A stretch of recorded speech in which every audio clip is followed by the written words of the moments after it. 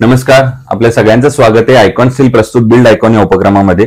आज आम्ही आलोत नाशिकमध्ये आणि माझ्यासोबत आहेत इंजिनियर ईश्वर राऊत सर, जे मागच्या काही वर्षांपासून म्हणजे 2019 पासून या क्षेत्रामध्ये अतिशय उत्तमरित्या काम करतात.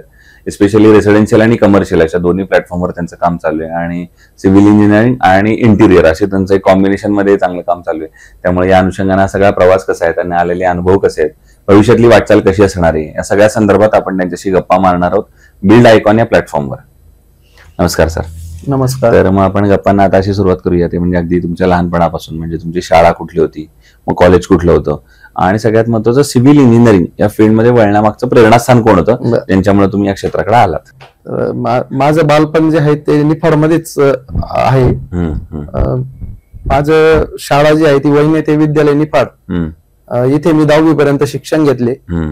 आणि त्यानंतर खरं तर सिव्हिल इंजिनियर या फील्डमध्ये येण्यामागचं प्रेरणास्थान जे आहे ते माझे वडील आहे. कारण की माझे वडील मागच्या 30 ते 25 वर्षापासून या फील्डमध्ये कार्यरत आहे आणि त्यांच्याच मार्गदर्शनाखाली मी डिप्लोमा सिव्हिल या कोर्सला ऍडमिशन घेतलं आणि त्यानंतर मी डिप्लोमा सिव्हिल हा कोर्स 3 वर्षाचा पूर्ण केला. पण मग वडिलांनी जेव्हा एवढं चांगलं नाव केलेलं असतं या क्षेत्रामध्ये आणि तेव्हा नुकतंच तुमचं पदार्पण झाले समजा, असं समजा, तर मग थोडं बर्डन येतं का सुरुवातीला काम करताना, की अरे त्यांनी तर केलंय, आपल्याकडनं काही चूक व्हायला नको वगैरे, का त्यांची मदत पण झाली सायमल्टेनियसली, तर तो कसा होता प्रवास? नाही, मदत तर आज पण रोज जेव्हा काम करतो रोज एक डिस्कशन आणि रोज एक कामाच्या रिलेटेड आपण चर्चा करत असतो. Very good. आणि जो अनुभव त्यांनी कॅरी केलेला आतापर्यंत, तर तो अनुभव घेऊन आपल्याला जेव्हा नवीन उतरायचं असतं तर तेव्हा आपल्यावर थोडंफार कळणं बर्डन हे असतंच. कारण की वडिलांनी केलेली मेहनत आणि त्यांनी कमावलेलं नाव, बरोबर, हे आपल्याला जर पुढे घेऊन जायचं असेल तर ते नेहमीच आपल्याला एक चॅलेंज असतं ऍक्च्युली, आणि ते टिकवण्याचं काम आपण नेहमी करत असतो.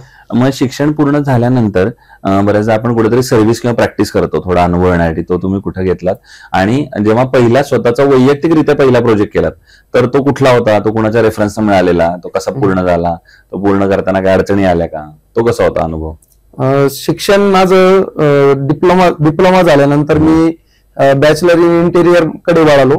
कारण की सिव्हिल बरोबरच इंटेरियर ही फील्ड अतिशय महत्वाची आहे आणि तिचा मी अंदाज घेऊन मी सिव्हिल नंतर इंटेरियर फील्ड मध्ये उतरलो आणि इंटेरियरची मी डिग्री नाशिक येथे MUP येथूनच पूर्ण केलेली आहे.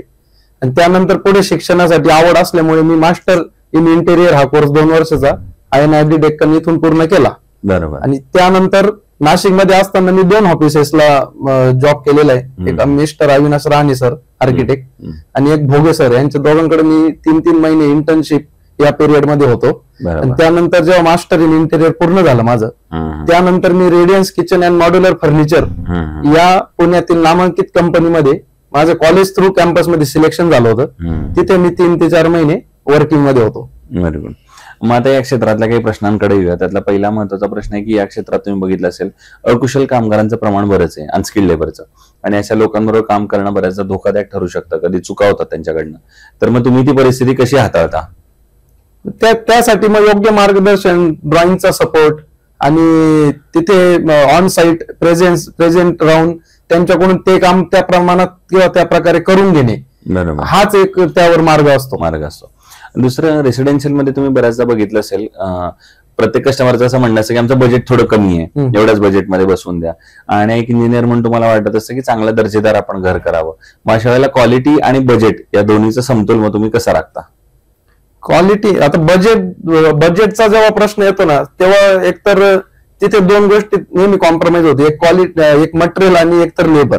एकतर मटेरियल चांगलं वापरलं तर लेबर त्या प्रमाणात येत नाही, किंवा मग लेबर जर क्वालिटी असला पण मग मटेरियल त्या प्रमाणात येत नाही. तर अशा वेळेस मालकाशी व्यवस्थित चर्चा करून त्याबद्दल त्याला आयडियाज देऊन ते काम किंवा ते क्वालिटी कशी आपल्याला कामामध्ये आणता येईल त्या रिलेटेड आपण त्यांना सल्ला देत असतो. बरोबर. दुसरं, इंटिरियर डिझायनिंग मध्ये काम करताना आता सध्याला या सोशल मीडियामुळे असेल किंवा काय म्हणतो बाकीच्या मीडियामुळे, ऑनलाईनमुळे बऱ्याचदा कस्टमरच सांगतो की असं डिझाईन करायचं आपल्याला कसं, तर या सगळ्याचा फायदा होतो का नुकसान होतं? नाही, फायदा म्हणजे एक रेफरन्स म्हणून एक फायदा होतो खरं तर. पण नुकसान कसं असतं माहिती का, की आपली डिझाईन ते डायरेक्ट कधी कधी म्हणजे बाजूलाच होऊन जाते की आपण केलेलं जे डिझाईन वर्क असतं ते कस्टमर डायरेक्ट किंवा जो क्लायंट असतो तो डायरेक्ट ते बाजूला ठेवून त्याचं जे डिझाईन असतं त्याच्या डोक्यामध्ये ते आपल्याकडून करूनच घेतो. बरोबर. मग त्याचबरोबर मग आपण काय करायचं असतं की त्यांचे आलेले रेफरन्सेस आणि त्याला धरून आपल्याला अजून काय नवीन डिझाईन करून त्यात इम्प्लिमेंटेशन देता येईल. बरोबर. याकडे आपण लक्ष देतो. मग नक्कीच. आता एक थोडा वेगळा प्रश्न आहे, तो म्हणजे नाशिक जिल्ह्याच्या विकासाचं विजन. एक इंजिनियर म्हणून जर तुम्हाला विचारलं तर तुमच्या डोळ्यासमोर कुठले मुद्दे येतात ज्या मुद्द्यांवर आता प्रशासनानं काम करायला पाहिजे जर येणाऱ्या 15-20 वर्षांमध्ये नाशिकचा सर्वांगीण विकास आपल्याला बघायचा असेल तर? नाशिकचा सर्वांगीण विकास म्हटला तर सर्वात पहिले डेव्हलपमेंट पार्ट मध्ये रोड्स हे खूप महत्वाचे आणि त्याचबरोबर लागू झालेले नियम आणि त्या नियमात न बसणाऱ्या गोष्टी ह्या खूप महत्वाच्या ठरतात. कारण की शेवटी आपल्याला नियमांना अनुसरून आपल्याला काम करायचंय आणि ज्या काही प्लॉट साईज असतात किंवा ज्या काही आपल्या मार्जिन्स असतात त्या पकडून ते प्रोजेक्ट कधी कधी इम्प्लिमेंटच होत नाही. बरोबर. त्यानुसार आपल्याला त्या गोष्टी ऍडजस्ट करावं लागतात असं मला वाटतं. पण मग आता प्रशासनानं काय पावलं उचलली पाहिजेत या सगळ्यासाठी असं तुम्हाला वाटतं?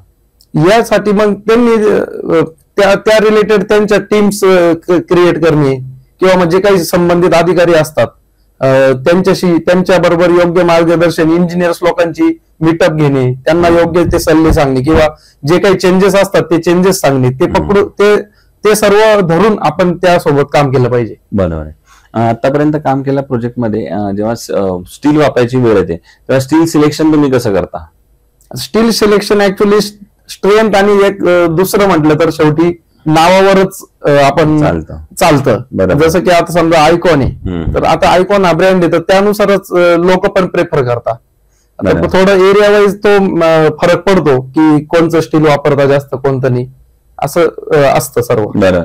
आयकॉन मध्ये तुम्ही वापरले का यापूर्वी कधी? आयकॉन 1 ते 2 वेळा वापरलेलो मी माझ्या साईटवर. मग कसा होता आयकॉनचा अनुभव इन टर्म्स ऑफ त्यांची सर्व्हिस, डिलिव्हरी, अवेलेबिलिटी? नाही, अवेलेबिलिटी, सर्व्हिस आणि डिलिव्हरी अतिशय उत्तम होती. आमच्या इथे जे काही डीलर्स प्रोव्हाइड केलेले आयकॉनने ते पण अतिशय उत्तम प्रकारे सर्व्हिस देतात आणि योग्य ते मार्गदर्शन आपल्याला साईटवर किंवा जर समजा आपल्याला टेक्निकली टीमचा पण सपोर्ट लागला तर ते प्रोव्हाइड करतात. बरोबर. आतापर्यंत काम केलेल्या प्रोजेक्टमध्ये एखादा आयकॉनिक प्रोजेक्ट सांगू शकाल का की जो एक वेगळेपण आहे, जो ज्यात तुम्हाला जास्त काम करताना आनंद समाधान जास्त मिळालं आणि कायम आठवणीत राहील? आता मी रिसेंटली एक निफाडमध्ये एक प्रोजेक्ट पूर्ण केला, श्रीराम लॉन्स अँड बँक्वेट. तिथे मी काम करताना मला डिझाईनसाठी जी क्लायंट कडून जी सूट होती ती आणि त्याचप्रमाणे आपण दिलेल्या आयडिया सर्व तिथे इम्प्लिमेंट झाल्या, त्याचा एक आनंद वाटतो. आणि आता अगदी शेवटचा प्रश्न ते म्हणजे या क्षेत्रामध्ये आता जे नवीन तरुण इंजिनियर्स येतात, आपले मित्र ज्युनियर्स येत असतील, त्या सगळ्यांना काय सल्ला द्याल या क्षेत्रात येण्यापूर्वी? या क्षेत्रात येण्यापूर्वी सल्ला म्हणजे खरं तर कॉलेज कम्प्लीट झाल्यानंतर कॉलेज आणि प्रॅक्टिकल या दोन्ही पण ज्या टर्म्स आहेत त्या खूप डिफरंट आहे आणि त्या प्रॅक्टिकल नॉलेज जेवढं जास्त घेता येईल तेवढं नॉलेज घेऊन आणि नवीन नवीन प्रोजेक्ट्सवर जसं वर्किंग मिळेल तसं काम करून आपण नॉलेज वाढून आपले आयडियाज डेव्हलप करणे आणि मग ते आपल्या कामामध्ये दाखवणे, हाच माझ्याकडून एक सल्ला चांगला आहे.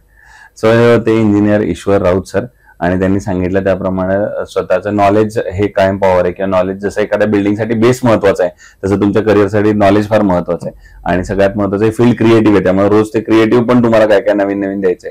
त्यामुळे तुम्ही चांगलं नॉलेज घ्या, मग या क्षेत्रात या क्षेत्रात तुम्ही नक्की यशस्वी व्हाल.